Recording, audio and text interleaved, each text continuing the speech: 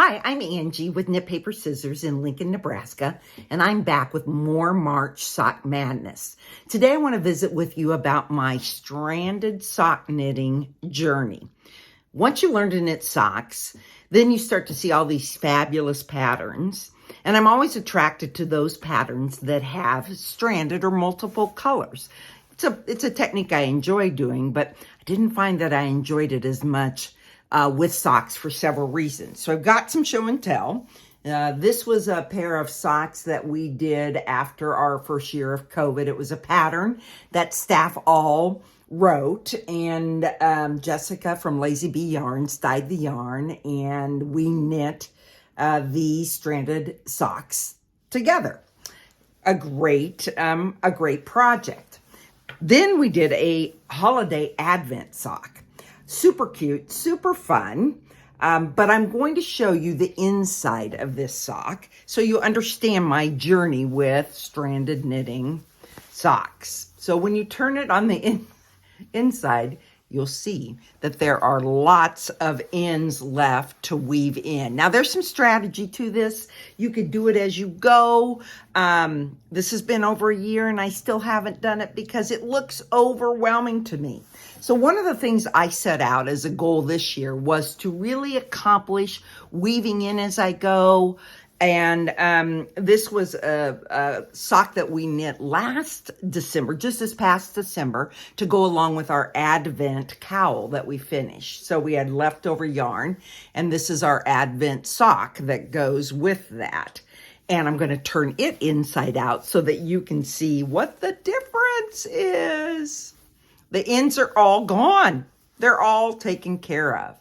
And I wove these ends in as I went and then was able to come back and just snip them off, which made it a much more pleasant experience. There's a lot of technique to it and some tips and tricks that I put together. So we're going to share those with you now. Several things that you'll want to know about working stranded knitting socks. One, you might do the cuff and the heel and the toe in your regular sock gauge needle, whatever that might be. You will definitely want to go up a needle size to do your stranded, because stranded knitting very often becomes more tight because you're carrying floats and there's not as much give to it. So for example, I knit mine on a 0 typically, so I would go up to a 1.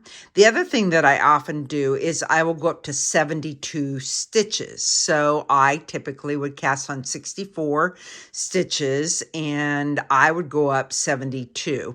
Sometimes what will happen is the cuff will be too tight and you can't get it on over your foot. So 72 is often what I do.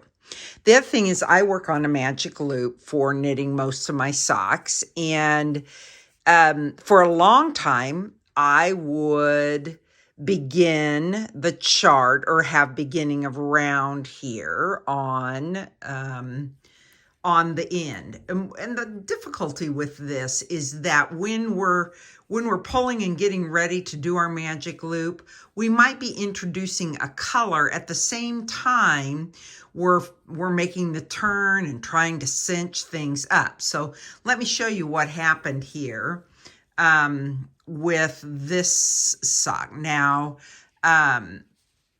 you'll see that by making that turn, that sometimes it's not always very neat. And I have not woven in the ends. So let's take a look at what the inside of this sock is about. So this could be one of the discouraging aspects of doing stranded knitting. And in fact, I'll weave these in and show you how much better it will look on the outside. But this part is a real negative to doing stranded knitting. So it's kind of set out on a quest to make some changes with this because I really like it, but this is discouraging. Something you could do is stop and do this along the way so that then you don't have all of this to do at the end. The other thing you can do, so let's look at our next pair of stranded knit socks, is you can weave in as you go. And I'm going to show you that example. I've got several examples of that, but I'll show it to you again. And then that allows for a little bit more trapping of the yarn and not as much weaving in as you go. The other thing that I have switched to doing that I really, really like is I have moved my beginning of round to the middle of my needle. So I am not introducing a new yarn here. So the question is, how do you do that? Well, I would typically, you could actually do it from the very beginning, but if you're doing your cuff, just like this is a 2x2 cuff, and you might have your beginning around here to the right end, right side. What I would do is when I introduce, what I did with this is when I introduced that new color, I knit here about split this in half, and then I put my beginning around stitch marker right here. So therefore, that means that when I am weaving in my ends, I start it, let's see if I can show you a good example. I started at the beginning before I get to my marker, and then I don't have nearly. So if we look on our sides, look how much nicer that side looks and that side. And right here would be what the other sock that I just showed you. Look how much nicer all of my stripes look. Now, if you like the 9-inch circulars, you can just go round and round and you don't have to deal with this. But if you're a magic looper and you like magic loop, this is what I like for creating a much smoother type of look. So I'm ready to, I have 2 more charts to go with this sock, and I'm ready for this one, the 7th pattern. And there's always kind of a solid row, and I am finishing this row 10 here. So I'm almost to where my marker is, and it's now time to start putting in my next yarn so that I have a nice join when I come here. You'll also notice that I have these cords. These are the little Lazy Bee barber cords that we have, and I just cut up a set, and I really like them for my sock needles, for just keeping things so when I throw them in my bag, I'm not going to. I am knitting with the purple to finish this. This is the end. And then the next color will be the teal. So I'm going to introduce the teal yarn. And I've shown this a number of times, but I don't think you can see it enough. We'll get the yarn ready here. And I'm going to weave it in before I start my round. So I throw that over the needle like that. And then this is going to be on your left. Your working yarn will be on your right. And you'll enter your stitch. Your first stitch is if you're knitting and you've got this over your needle, you wrap your stitch as if to knit. And now you've trapped that. I'm going to throw that back behind. And then you're going to work on both sides. So you'll enter another stitch, you dip under the new yarn that you're going to be weaving in. You'll wrap as if to knit and trap that yarn. And then I do a plain stitch and a trap, a plain stitch, a trap. So I come under that yarn, wrap the yarn I'm finishing with. Really, you unwrap it. You don't have to, but just slide it out underneath. And that traps that. We've got one more. And we'll do it again. Okay. Now, if we look on the back, you'll see the little blue dots, boom, boom, boom, boom, of where I've woven it in. Now, what you're going to do is you're going to trade where the yarns are. So I'm going to move the blue to my right hand, the purple, which I'm done with, slip my start around over, and then I'm going to weave in now this purple yarn, and it just keeps this really nice because now I'm going to knit one plain round with the blue. So I will go under the purple, knit with the new color, the blue, trap, do a plain, and you want to do it, I like to do it for about 8 stitches. So there I'm trapping that one again, and then I do a plain.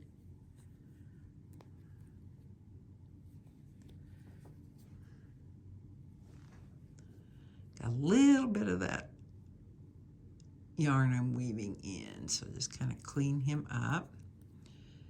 And if you forget, you just look on the back and you can see if he's trapped in that. It's a little dark, so it's difficult to see, but over, bring it back out. Let's see, I've done 5, so I'm going to do one more.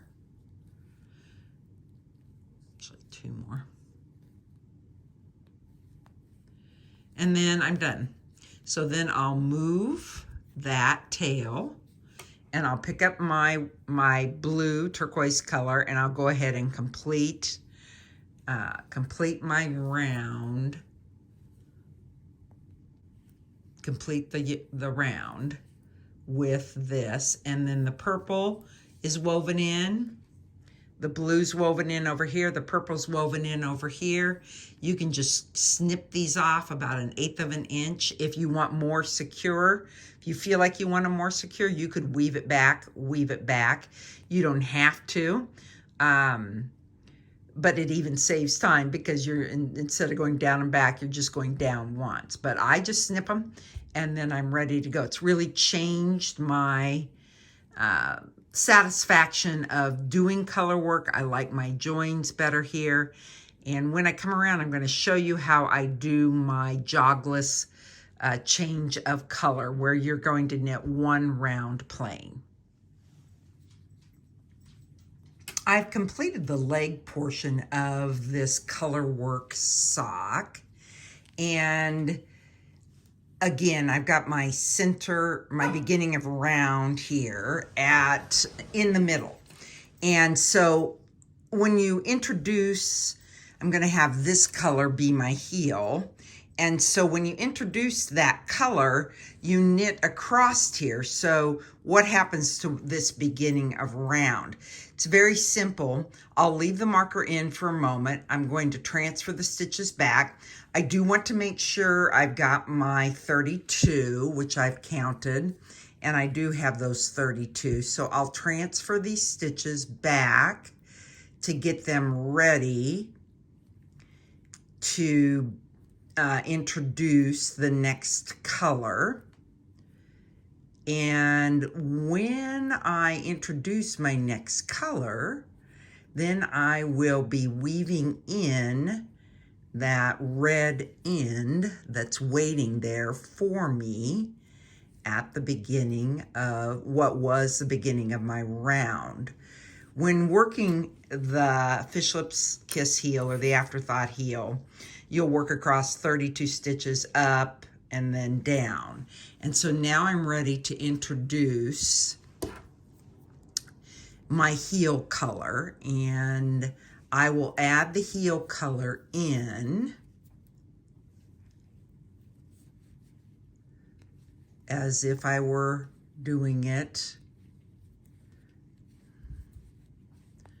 with the side being the beginning of the round or the beginning of the heel. And so when I get across then to that former beginning of round marker, I will remove that marker, and then I will weave in this red, the last yarn that I use. So I put that in my left hand, goes under, wrap with the new heel color, alternate each one, wrap. And again, I like to do this for about 8 stitches.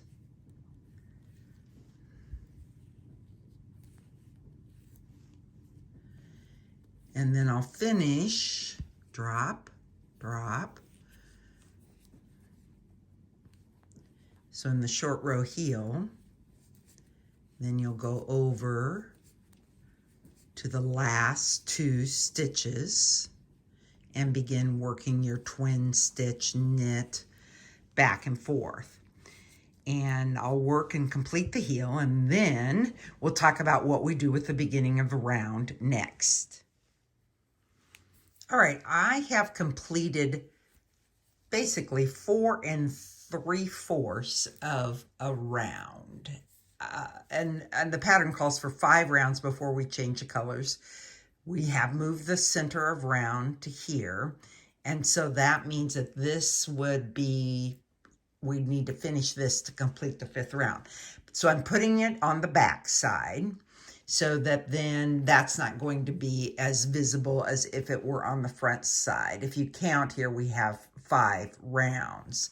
And so I'm going to be introducing my next color and showing you how I would do the jogless stripe. So we will weave in this yarn to begin with.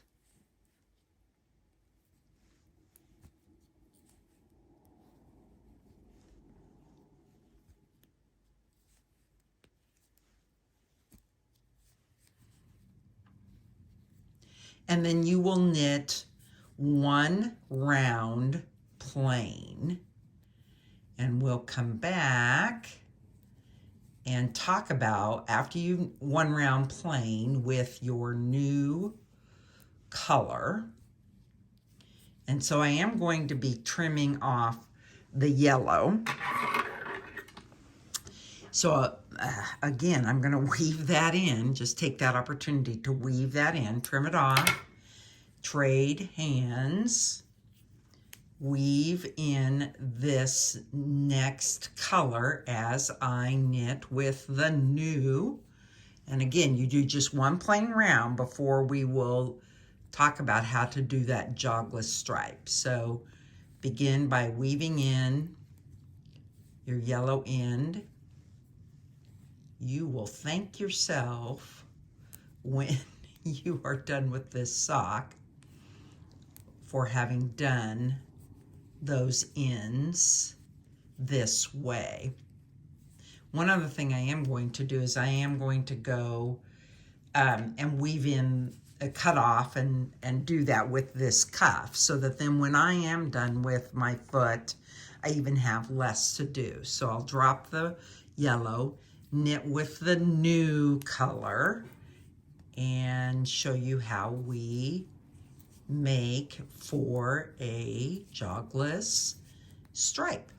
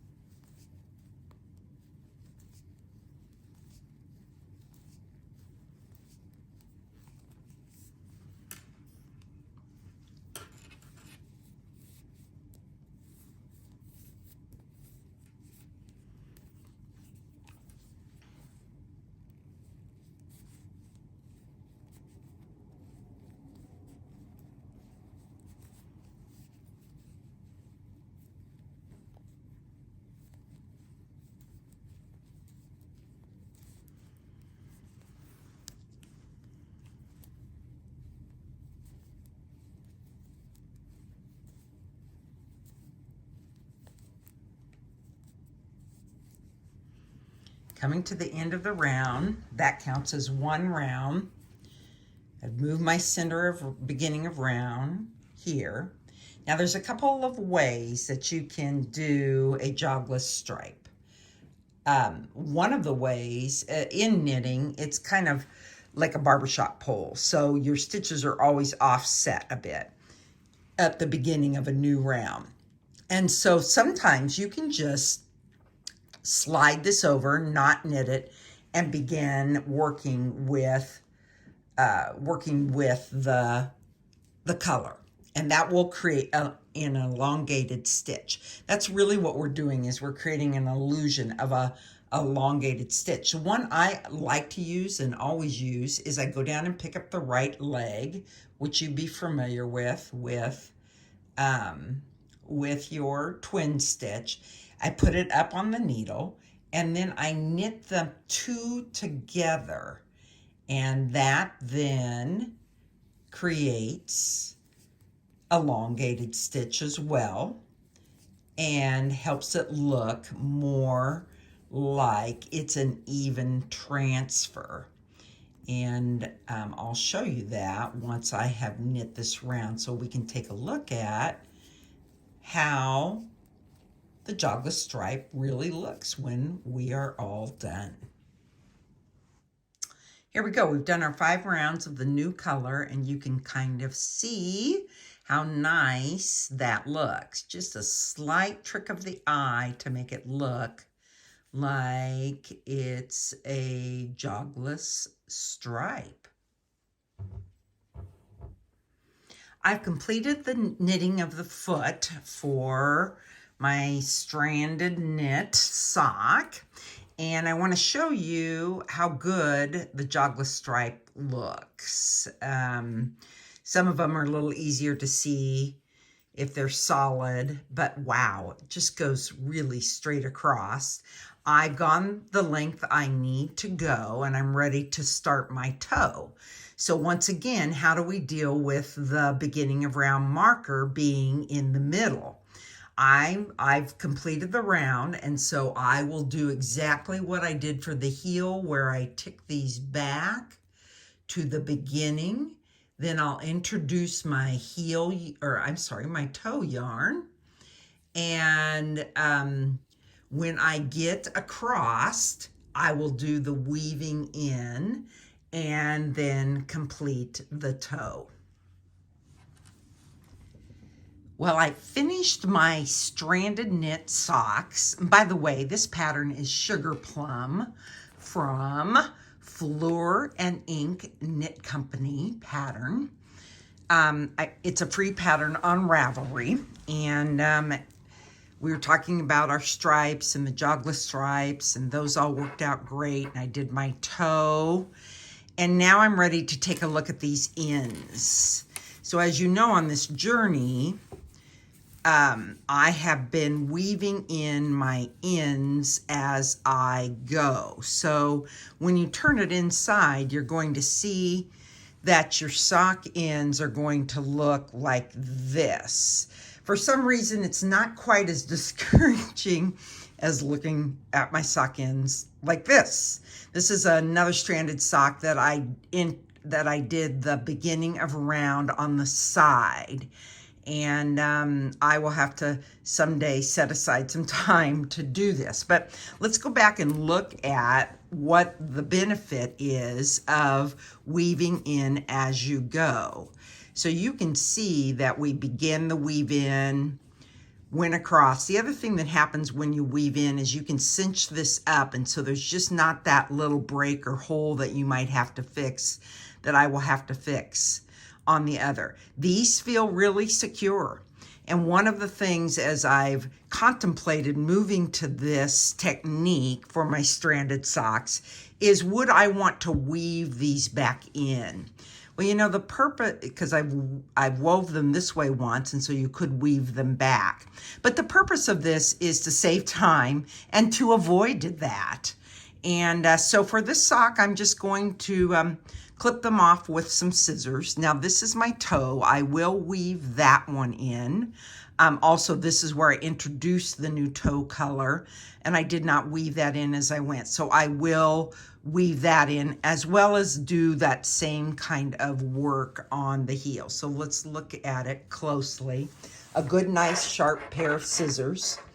And you'll see just how quickly this allows us to finish up this sock. Now, when I trim it, I'm not going to trim it exactly like to the bare. I'm just going to give a little 1/8 of an inch, so there's just a little bit of a give.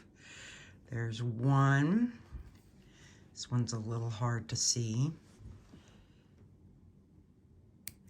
But look how fast that allows us to be done with the sock.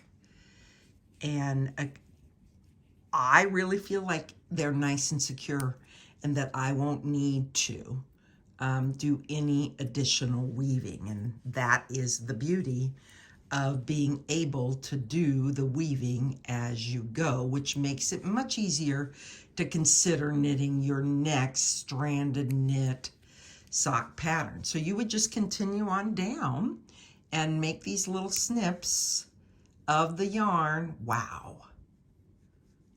I'm super pleased with this project, super pleased with the weaving in as I go. I have committed to making that part of what I do in all of my sock knitting, as well as any other fingering weight projects that I might do. Might become a little bulky when I would do it with a heavier yarn. If I were doing it with a heavier yarn, I might consider spit splicing, especially if it's 100% wool. The other thing that we know is that wool has little scales, and this has got some nylon in it, so it's not 100% wool, but wool will grab to itself and adhere, and not necessarily felt, but it will meld in, and that will help make all of this much more secure. So this is a much better, quicker finish, makes me more enthused about knitting these socks and enjoying wearing them quicker rather than later, like my other socks that have been waiting a year to have their ends woven in.